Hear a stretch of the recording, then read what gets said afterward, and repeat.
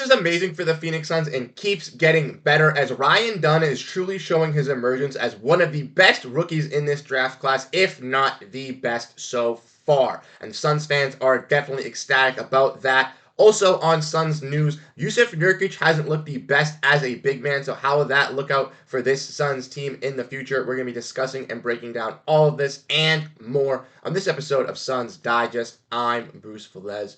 What's up, everyone? You guys have been absolutely fantastic, showing your love and support for CJ and I. We're very, very appreciative of that. So keep hitting the like button, keep hitting the sub button, and we will keep putting out the great news. But without further ado, let's dive into the content hand. Make sure to grab a snack. And like I said in the introduction, we're going to be discussing and breaking down this Suns team as we look at some key impact players and key things that happened in the squad game versus the Lakers that happened last night. And as we all know, the Suns came out victorious, beating a undefeated Los Angeles Lakers team after losing to the Lakers in game 2 by being up 20 points. And this is big for the Suns as they can ensure themselves a little bit of cushion in this Pacific division. And we've seen a player in Ryan Dunn look absolutely amazing for this Suns team. So let's get into that and let's discuss and break all this down. Like I said, Dunn last night didn't have the greatest stat sheet, 7 points, 3 for 5 from the field with 2 steals and 2 blocks,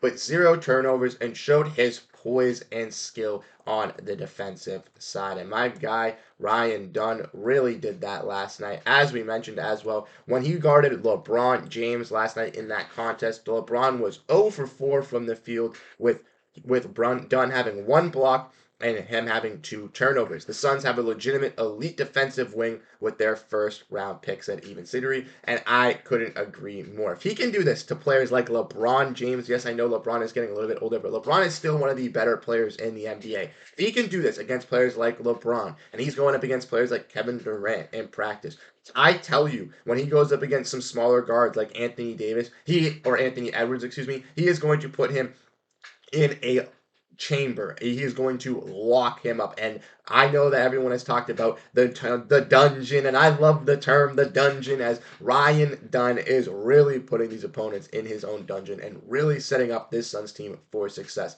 CJ and I had talked about on this channel multiple times how we stressed we needed to keep these draft picks and we needed to get a point guard, and keeping Ryan Dunn was the right move. Dunn from Virginia obviously didn't look as the best three-point shooter as he wasn't taking that many attempts, but with this Suns team, he has kind of gotten into a little bit of groove with those three-point attempts and has felt more comfortable with this team while also being able to prepare and be dominant for this Suns squad on the defensive side. Like I mentioned and like I've said, not only have the Suns struck gold on Ryan Dunn, but also Iguodala, the other rookie, has also showcased some great skill sets for this team. But Dunn himself, throughout the summer league, wasn't the greatest, but through the preseason and the regular season so far, has really showcased his emergence into this Suns rotation and really highlights and showcase his skill set of where he needs to kind of fall and fit into place. I know before the season kind of started, some fans didn't know if it was preseason or if it was just regular season stuff, if it would translate to regular season, but Dunn has clearly showed that his skills from the preseason can translate to this regular season and that he can be a stud in the making for this team. I said that he could be a player like Jaden McDaniels, maybe a Herb Jones type defender, but I think he could be even something better than that at this point. He can be a player like a Mikal Bridges for this Suns team, maybe even the likes of a Kawhi Leonard on the defensive side. I don't want to give him that title yet so far, but obviously Dunn has showcased that he can be one of the best defenders in the league, if not the best defender in the league. And the Suns have him locked up for the foreseeable future. And this man is only a rookie. A rookie, ladies and gentlemen. That is absolutely crazy to see from a Suns player. And hit the wrong button there. Sorry about that. But like NBA University said, Ryan Dunn, once again, gets a type of player that contributes to winning. There are strides that he can make, and they're a little more effective, skilled efficient than you'd like for a wing, but he's really big, and if the shooting is legit, solid, he'll make for a role for a long time. And Ryan Dunn is kind of staying in this league NBA University predicts him to be around the league around 10 years or so, and I can see that, obviously, barring no injuries, obviously getting this three-point shot down is solid. He seems like he could be a legitimate threat for this Suns team for the foreseeable future. And then if the Suns look to make moves, they don't have to necessarily bring in another wing because they already have one in Ryan Dunn who's already there. They have a nice young piece in Oso Iguodaro. They can kind of look and kind of filling in some other pieces for this squad. Maybe you're looking at that big man group, or maybe you're looking and addressing some guard play. Ultimately, we'll have to wait to see for the Suns' future. But Dunn has looked solid and solidified, and I'm very, very excited about that. But let's get into the next part here of the video talking about and that's right, as the Suns do seem to have a big issue, even though Ryan Dunn has seemed to show some success, and that is the big man issue, ladies and gentlemen. And unfortunately for the Suns, it just has not looked that great for these big men. And if we want to kind of discuss and talk about that, like I said, Nurkic is 1 for 11 from 3 to start the season. And this is courtesy of our boys from Suns Planet Pod. They tweeted this out with going over some takeaways from last night's game. They talked about Dunn looking really good. Glad to see Booker back. Mason Plumlee looking solid on the bench as a backup big. And all those things are key. But one thing that we need to discuss and address is Jusuf Nurkic, because Nurkic was set to be this spacing big, this all-time big new addition for this Suns squad, and ultimately it hasn't really been showcased, as we've seen 1 for 11 from 3 to start the season. And as we all know,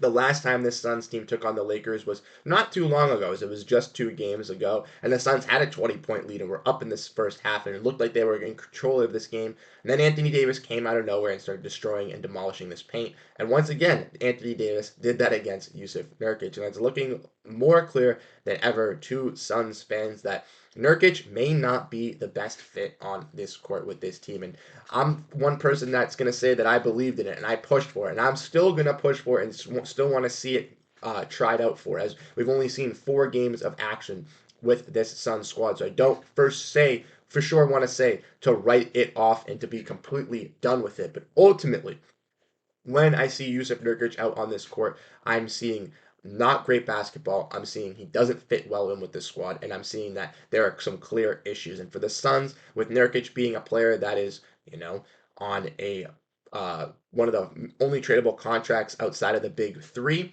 and making the most money besides the big 3, I could see his name be kind of thrown around this mix. Specifically with the Suns also having an open roster spot, they could use Jusuf Nurkic's contract to trade out and bring in 2 players in return. Say a little bit of a solid center that's on a cheaper contract that isn't completely up to Jusuf Nurkic's deal, with another player getting added, I think would be key for this Suns squad. Maybe even adding 2 big men just to help him out with that insurance, hitting up a team that maybe has 2 bigs that are around the same price range of Jusuf Nurkic.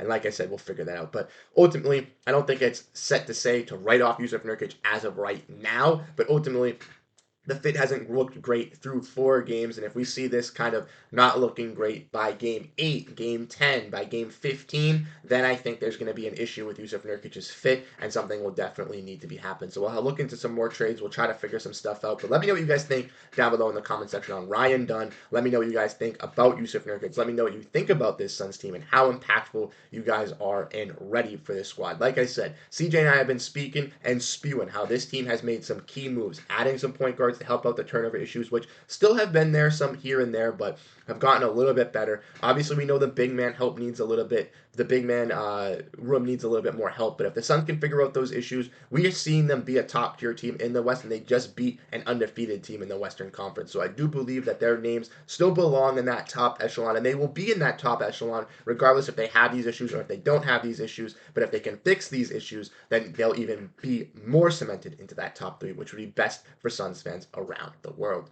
But let me know what you guys think down below in the comment section, how you guys are feeling about the Phoenix Suns and this team. Once again, you guys have been absolutely fantastic at showing your love and support over on the channel. And CJ and I are super, super appreciative of all of that. So once again, I'm Bruce Veliz. Thank you guys so much for tuning in. And I'll catch you guys in the next video. Have a great rest of your day. And peace out, everyone. Go Phoenix Suns.